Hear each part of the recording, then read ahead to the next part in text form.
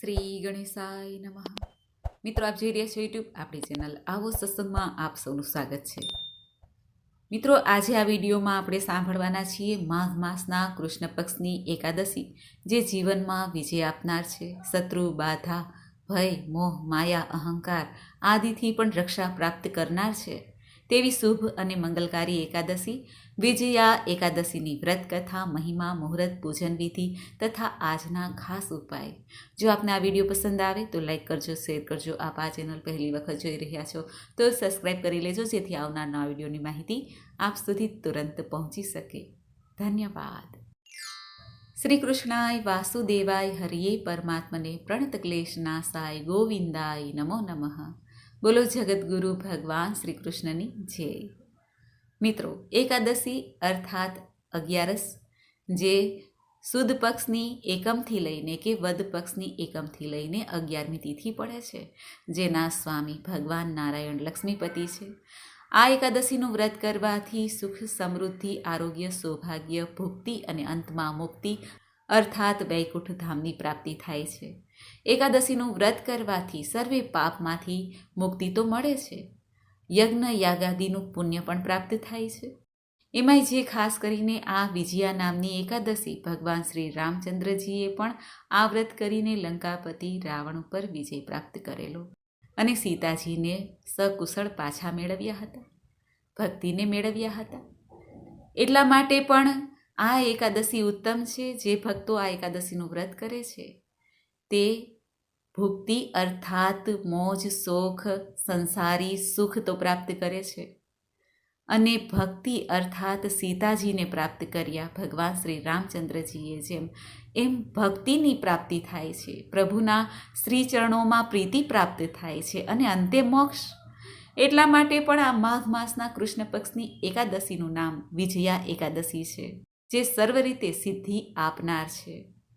આપણા ઋષિમુનિઓએ પાપ, પુણ્ય, સ્વર્ગ, નર્ક આદિનો વિચાર ધ્યાનમાં લઈને મનુષ્યને સારા માર્ગે ચાલવા માટે, સારા કર્મ કરવા માટે વ્રત, જપ, તપ, ઉપવાસનું જે સૂચન કરેલું છે, તેમાં એકાદશીનું મહાત્મય ઘણું મોટું છે. એકાદશી કે જે મહિનામાં 2 વખત આવે છે, વર્ષની કુલ 24, અને જ્યારે પુરુષોત્તમ માસ આવે 2 એકાદશી એ કુલ 26 એકાદશી થાય છે.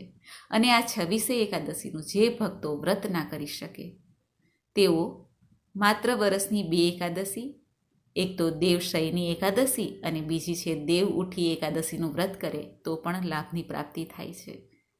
આ એકાદશીનું વ્રત તે પ્રભુની નજીક લઈ જવા માટેનું વ્રત છે. માટે જે લોકો વ્રત ન કરી શકે તેઓ માનસિક સેવા, પ્રભુના જાપ મંત્ર દ્વારા પણ નજીક રહી શકે છે, પ્રભુની સમીપ રહી શકે છે.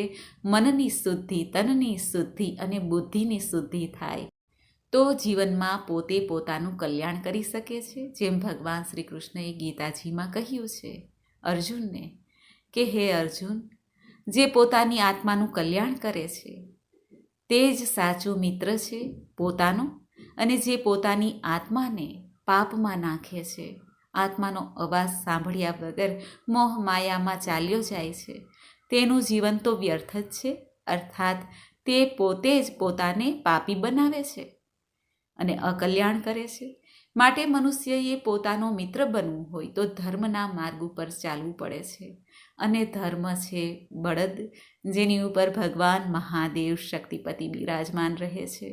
માટે જે વૈષ્ણવ ભક્ત છે, જે ભગવાન નારાયણના ભક્તો છે, તે ભગવાન મહાદેવની પણ પૂજા કરે આજે તો પણ પ્રભુની કૃપા અપરંપાર રહે છે, કારણ કે હર અને હરિ એક જ છે. સત્યનારાયણ દેવ જેને આપણે કહીએ છીએ તે સત્ય સંકલ્પ છે, સત્ય જ ધર્મ છે, સત્ય જ ઈશ્વર છે. અને જે ઈશ્વરના માર્ગને પસંદ કરે છે તે ધર્મના માર્ગને આપોઆપ જ પોતાને ગ્રહણ કરી શકે છે અને તે પોતાનું કલ્યાણ કરી શકે છે. સૌપ્રથમ આપણે આ એકાદશીના મુહૂર્ત વિશે જાણી લઈએ કે એકાદશીની તિથિ ક્યારે આરંભ થાય છે અને પારણ ક્યારે કરવાનું છે. માઘ માસની આ કૃષ્ણ પક્ષની એકાદશી 2 દિવસ પડે છે. તે આપણે જાણી લઈએ કે એકાદશી ક્યારે કરવી અને પારણ ક્યારે કરવું.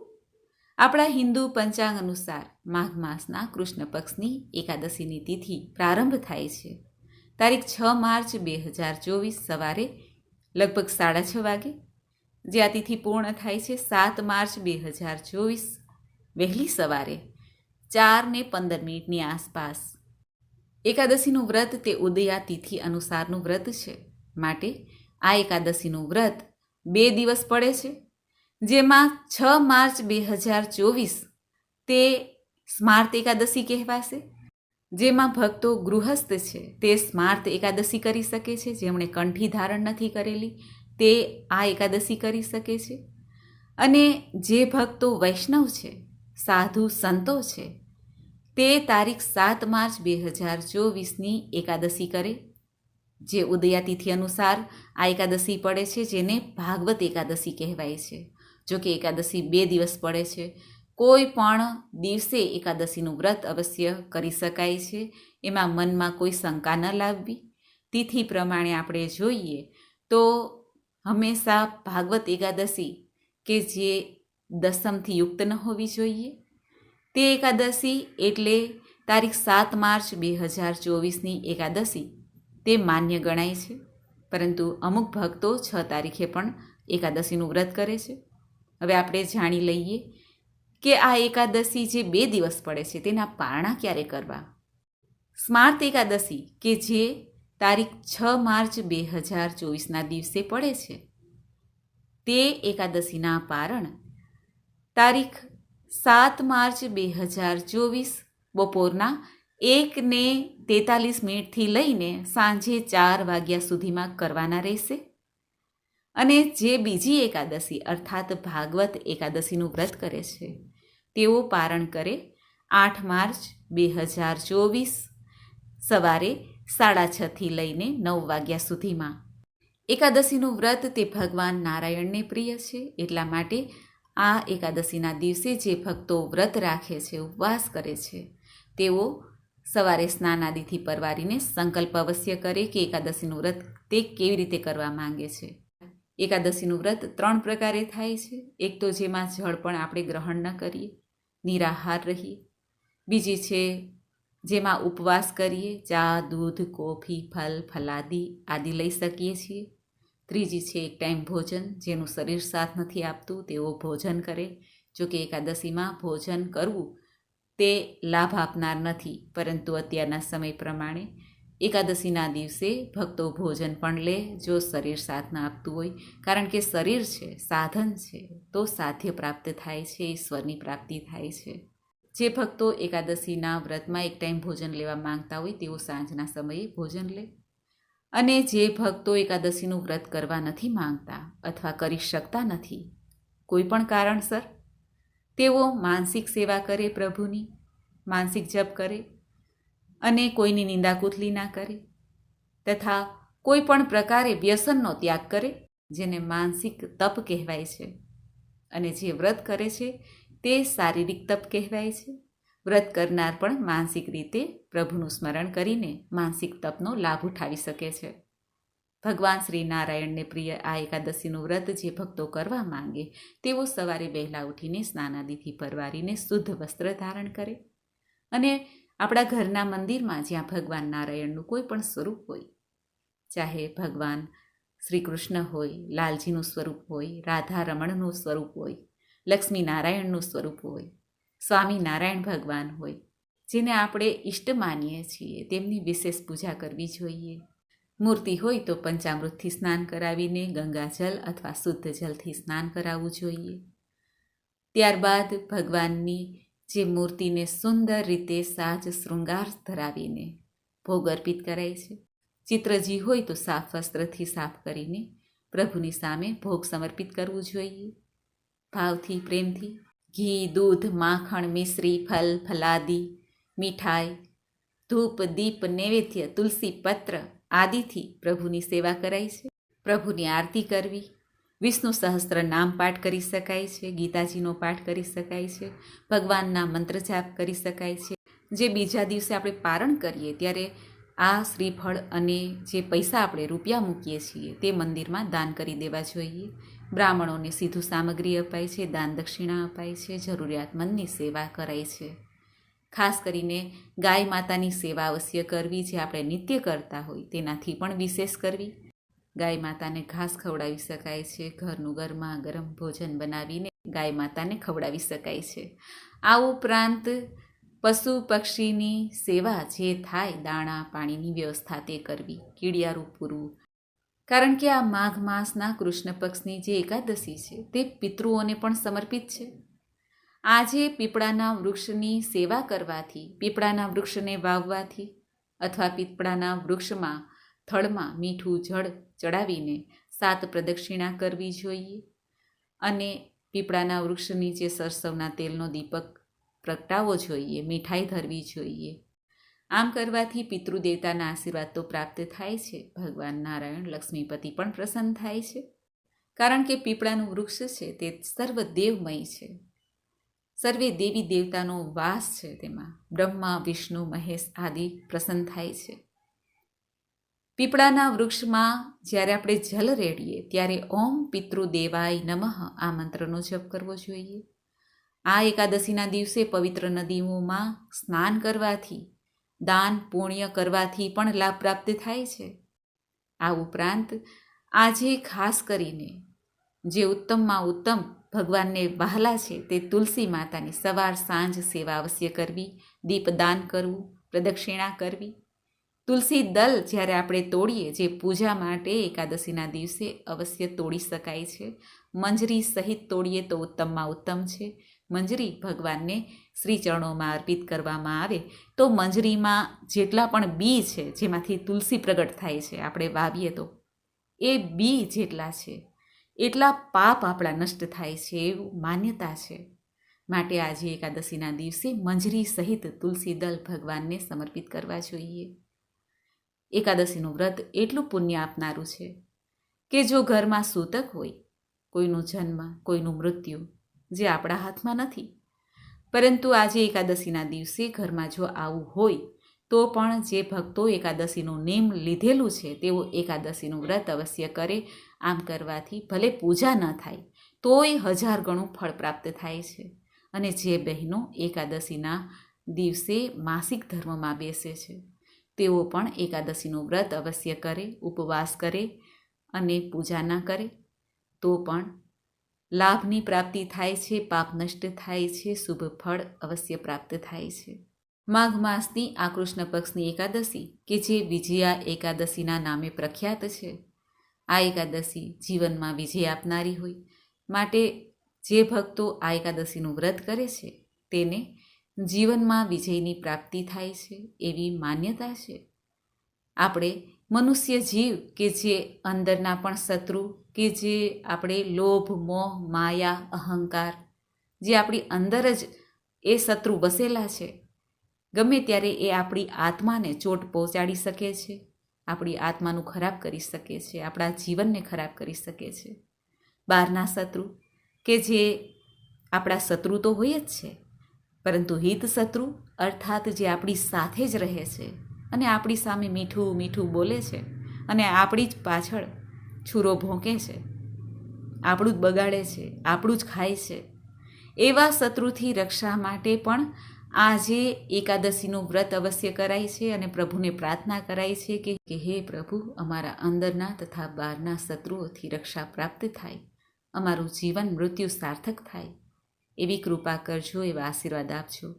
જે ભક્તોએ ઘરમાં ભગવાનની મૂર્તિ, ફોટો લઈ આવવાનું હોય, લાલજીનું સ્વરૂપ લઈ આવવાનું હોય, તેના માટે પણ આ એકાદશી ઘણી ઉત્તમ છે. આ દિવસે આપણે લાલજીનું સ્વરૂપ છે, ભગવાનની મૂર્તિ છે, તે ઘરના મંદિરમાં પધરાવી શકાય છે નવી, અને જૂની જો ખંડિત થઈ ગઈ હોય અથવા બદલાવી હોય, પધરાવવી હોય તો આજના દિવસે ભગવાનનું સ્વરૂપ ઘરમાં લઈ આવી શકાય છે. ઘણો શુભ વાર અને તિથિ છે. તો મિત્રો, આપણે સાંભળ્યું વિજયા એકાદશીના મુહૂર્ત વિશે, પૂજન વિધિ, મહિમા તથા ઉપાય પણ જાણ્યા. હવે આપણે સાંભળીએ આ વિજયા એકાદશીની વ્રત કથા. બોલો ભગવાન શ્રી લક્ષ્મીપતિની જય. એક વખત ધર્મરાજ યુધિષ્ઠિર ભગવાન શ્રી કૃષ્ણને કહે છે, હે જનાર્દન, મહામાસના કૃષ્ણ પક્ષની એકાદશીનું નામ શું છે, તેની વિધિ શી છે, તે કૃપા કરીને મને કહો. આ સાંભળીને ભક્ત વત્સલ ભગવાન શ્રી કૃષ્ણ કહે છે, હે યુધિષ્ઠિર રાજન, મહામાસની કૃષ્ણ પક્ષની એકાદશીનું નામ વિજયા છે. તેના વ્રતના પ્રભાવથી મનુષ્યને વિજયની પ્રાપ્તિ થાય છે. આ વિજયા એકાદશીના પ્રભાવથી અને તેના શ્રવણ પઠનથી સમસ્ત પાપ નષ્ટ થઈ જાય છે. એક સમયે દેવર્ષિ નારદજીએ જગતપિતા બ્રહ્માજીને આ જ પ્રશ્ન પૂછ્યો હતો. શ્રી નારદજીએ પરમપિતા બ્રહ્માજીને કહ્યું હતું કે હે જગતપિતા, હે બ્રહ્માજી, આપ મને મહામાસના કૃષ્ણ પક્ષની વિજયા નામની એકાદશીના વ્રતનું વિધાન બતાવો. ત્યારે બ્રહ્માજીએ કહ્યું, હે નારદ, વિજયા એકાદશીનું વ્રત પ્રાચીન અને નવા પાપોને પણ નષ્ટ કરનાર છે. ત્રેતાયુગમાં મર્યાદા પુરુષોત્તમ શ્રી રામચંદ્રજીને જ્યારે 14 વર્ષનો વનવાસ થઈ ગયો ત્યારે તે શ્રી લક્ષ્મણજી તથા માતા જાનકી સહિત પંચવટીમાં નિવાસ કરવા લાગ્યા. ત્યારે લંકાપતિ રાવણે સીતાજીનું હરણ કર્યું. આ દુઃખદ સમાચારથી શ્રી રામજી અને લક્ષ્મણજી અત્યંત વ્યાકુળ બની ગયા. સીતાજીની શોધમાં નીકળી પડ્યા. ફરતા ફરતા તેઓ મરણાસન જટાયુના પાસે પહોંચ્યા. જટાયુ પોતાની કથા સંભળાવીને સ્વર્ગલોકમાં ચાલ્યા ગયા. થોડા આગળ વધીને શ્રી રામચંદ્રજી સુગ્રીવ સાથે મિત્રતા કરે છે અને વાલીનો વધ કર્યો. શ્રી હનુમાનજી રામચંદ્રજી પાસે આવ્યા અને બધા સમાચાર કહ્યા. શ્રી રામચંદ્રજીએ સુગ્રીવની સંમતિ લઈને વાનરો અને રીછોની સેના સહિત લંકા તરફ પ્રસ્થાન કર્યું. જ્યારે શ્રી રામચંદ્રજીએ સમુદ્ર કિનારે મહાન અગાધ મગરમચ્છોથી યુક્ત સમુદ્ર જોયો ત્યારે તેમણે શ્રી લક્ષ્મણજીને કહ્યું, હે ભાઈ લક્ષ્મણ, આ મહાન અગાધ સમુદ્રને કઈ રીતે પાર કરી શકીશું? ત્યારે લક્ષ્મણજી કહે છે, હે મોટા ભાઈ, તમે આદિ પુરુષ પુરાણ પુરુષોત્તમ છો. અહીંથી લગભગ અડધા યોજનથી દૂર પર કુમારી દ્વીપમાં બકદાલભ્ય નામના ઋષિ રહે છે. એમણે અનેક નામના બ્રહ્માને જોયા છે.